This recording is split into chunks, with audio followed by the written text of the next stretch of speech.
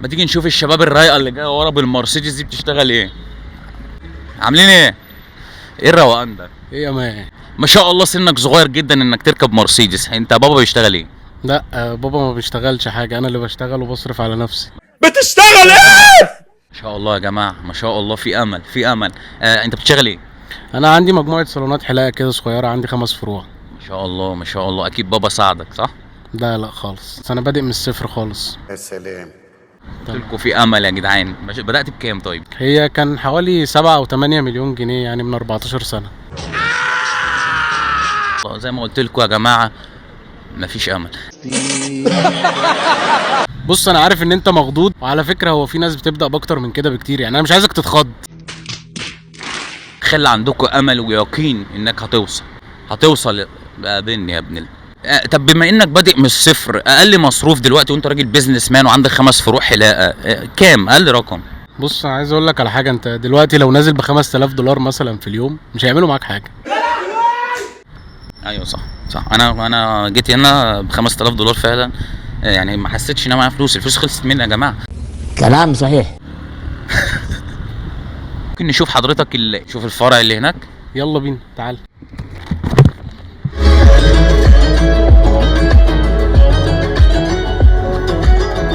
بدأ ب 8 مليون من الصفر.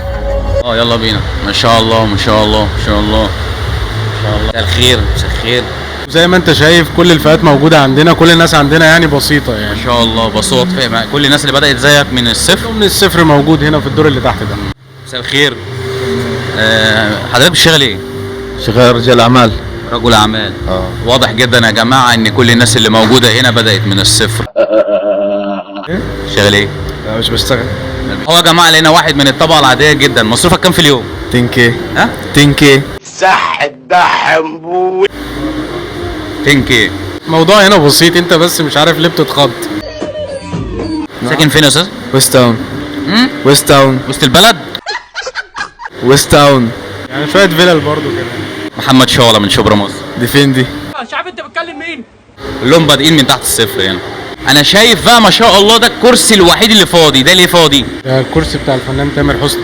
عارف الاغنيه بتاعت كام باك تو مي؟ طبعا. عمل الترندايه من هنا اهو كان كاتبها وقاعد بيحلق هنا. بالله عليكم منشن لتامر حسني، قولوا له انا جيت المكان اللي انت بتحلق فيه. منشن كلنا لتامر حسني. انت ساكت ليه من ساعه ما جينا؟ انت بتعمل ايه هنا؟ بعد فلوس بس.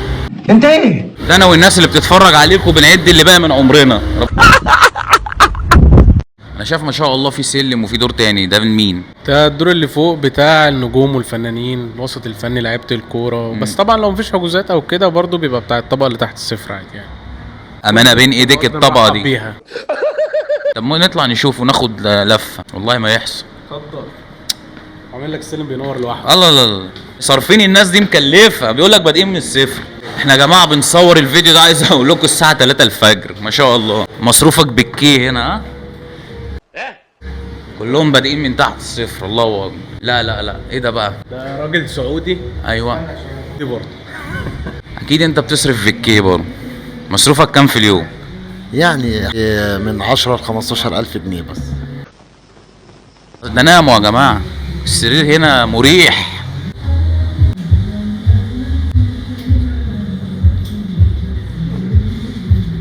الفلوس بتخلي الواحد يرتاح. معايا في الموضوع ده؟ أكيد طبعا. في اي مكان تلاقي ناس تشرب شاي. هنا بيشربوا ريد بول بدل الميه. هنا بدل الميه. قلبي قسما بالله قلبي. بيقول لك الفلوس ما بتعملش راجل. قول له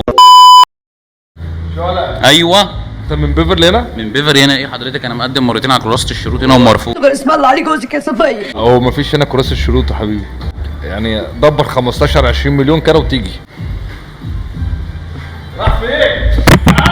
بصوا يا جماعه الاسعار هنا فوق ما انتوا تتخيلوا اساسا. تبدا من 140 جنيه، اعظم حاجه ممكن تدفع بكبيرك قوي 1000 جنيه اصلا.